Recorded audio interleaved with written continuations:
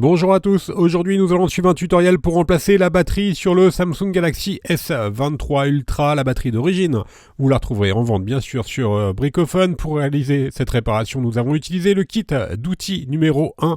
La batterie et le kit d'outils sont également disponibles dans le kit complet de réparation qui va comprendre en plus le coussin chauffant qui va vous aider à ouvrir le téléphone et le patron d'aide au montage en version adhésif.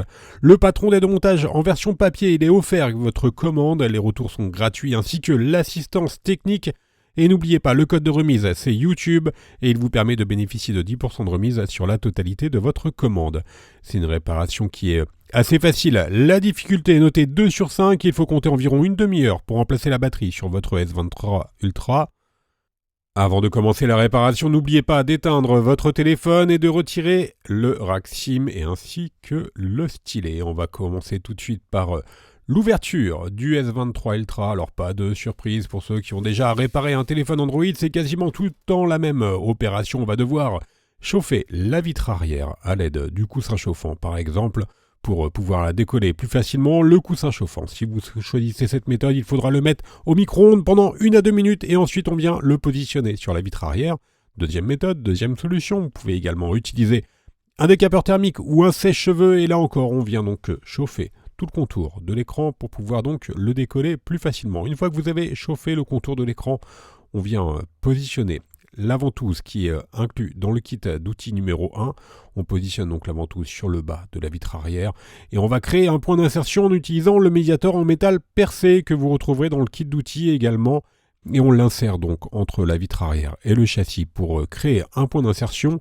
Et dès qu'on a suffisamment d'espace, on remplace notre médiator en métal percé par les médiators en plastique et on va ensuite bien sûr faire glisser ces deux médiators sur tout le contour de la vitre arrière pour pouvoir la décoller. Alors vous allez voir, il y a une petite surprise sur le S23 Ultra par rapport aux versions précédentes, la batterie est nettement plus facile à décoller, tout simplement car Samsung a inclus des stickers amovibles et on va voir ça lors du décollage de la batterie et donc ça facilite grandement la réparation. Alors j'ai pris un petit peu d'avance, pour l'instant on est toujours en train de décoller notre vitre arrière en décollant celle-ci à l'aide des médiators en plastique, on les fait glisser tout simplement sur tout le contour de la vitre arrière. Si vous avez un petit peu de mal à les faire glisser, n'hésitez pas à réchauffer votre vitre arrière et on enlève ensuite celle-ci en enlevant les stickers qui maintiennent encore la vitre.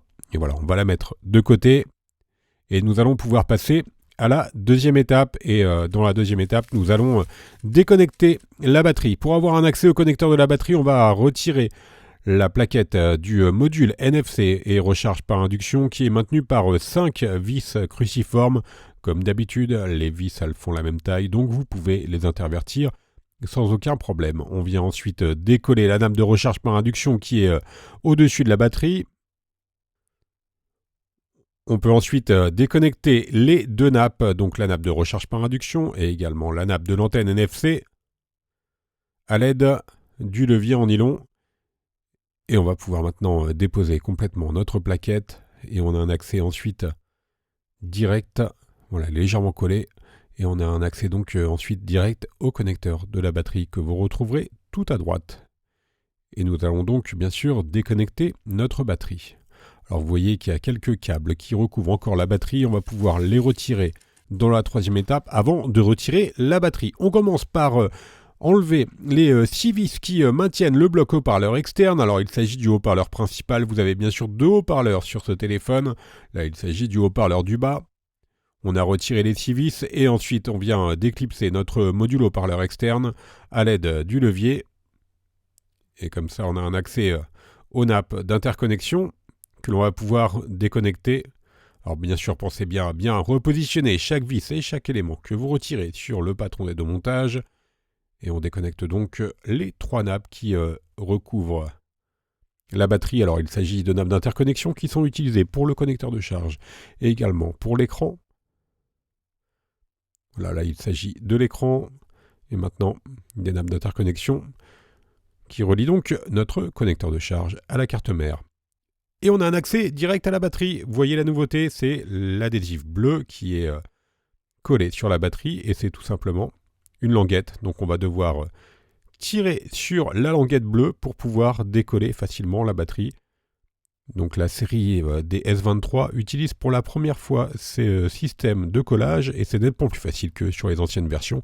Il nous suffit donc juste de tirer sur la languette pour retirer la batterie et la partie démontage est donc maintenant terminée.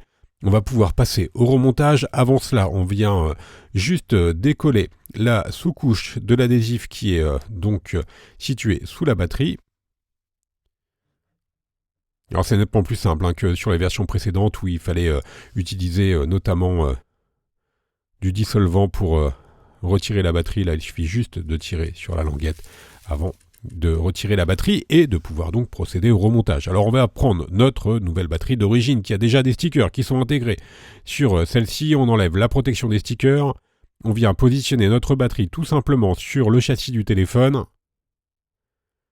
Et ensuite, on remet les 3 nappes d'interconnexion que l'on avait enlevées tout à l'heure. Alors bien sûr, si vous avez des questions sur la réparation, n'hésitez pas à nous les poser, soit en commentaire de la vidéo, ou alors directement via le chat de notre site internet. Et on est également, bien sûr, joignable par téléphone.